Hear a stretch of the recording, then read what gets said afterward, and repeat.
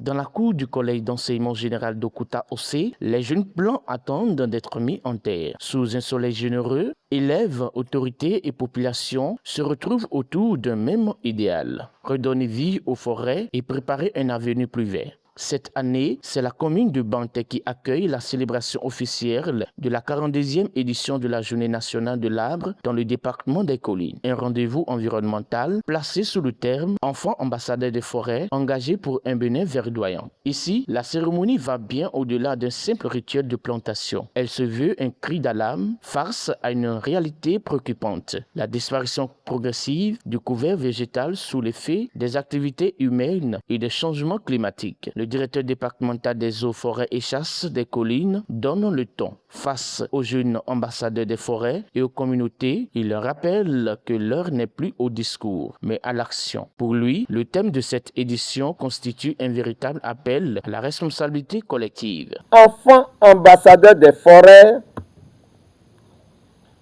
engagés pour un Bénin verdoyant.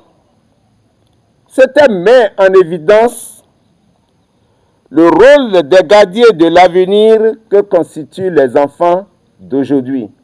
Ce thème montre que les adultes de demain doivent développer dès leur jeune âge une conscience écologique.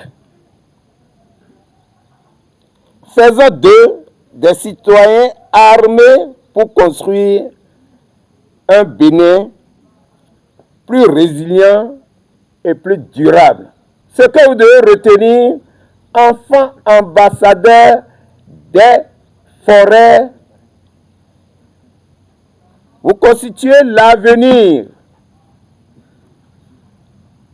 d'un Bénin verdoyant.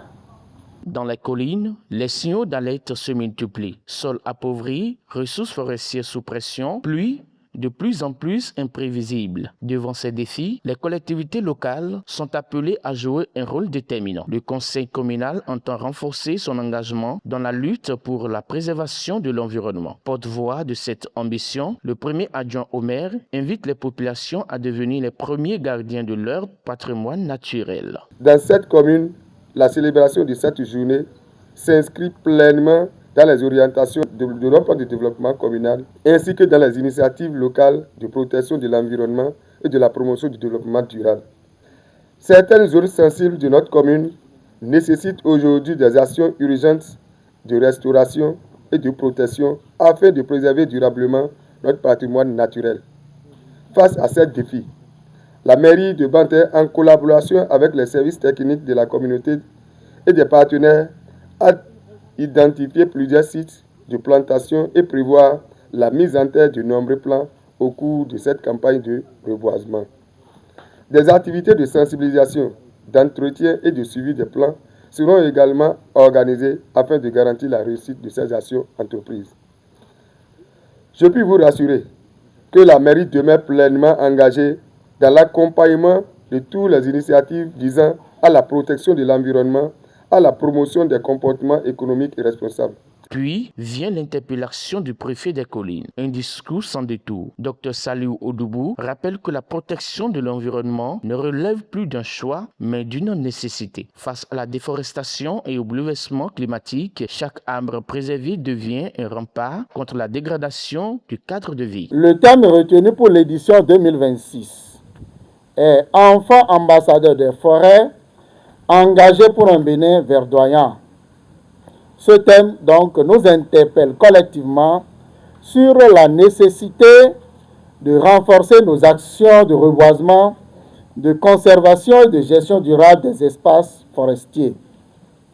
Ce thème met en lumière le rôle essentiel des arbres et des forêts dans la lutte contre les changements climatiques, la protection des sols, la conservation de la biodiversité, la sécurisation des ressources en eau et l'amélioration des conditions de vie de nos communautés. Il nous invite également à adopter des comportements responsables face aux défis environnementaux actuels, notamment la désertification, les feux de végétation, l'exploitation abusive des ressources ligneuses et l'urbanisation croissante.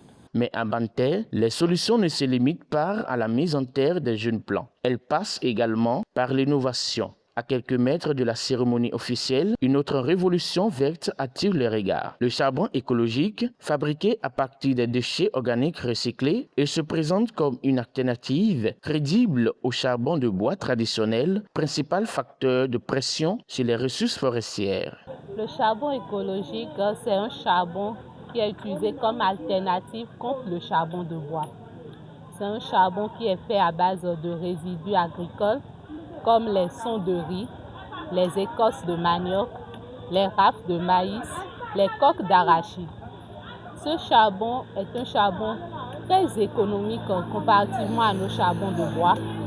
Ça ne fait pas la fumée, ça ne noircit pas les casseroles et c'est très sain pour notre santé. Ça n'a pas d'effet néfaste.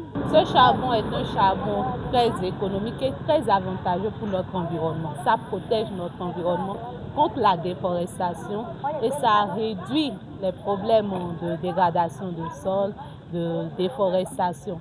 Au fil de cette journée, les messages se succèdent, mais l'objectif demeure le même. Transmettre aux plus jeunes la conscience de leur responsabilité envers la nature. Les mains qui plantent aujourd'hui sont celles qui façonnent le paysage de demain. À Okuta-Ose, les jeunes plants rejoignent la terre. Un geste simple, un geste symbolique, mais surtout un engagement. Derrière chaque arbre mis en terre se cache une promesse, celle d'un département des collines plus résilient. De Banter, les enfants ambassadeurs repartent avec une mission. Faire grandir les arbres, mais aussi faire grandir les consciences.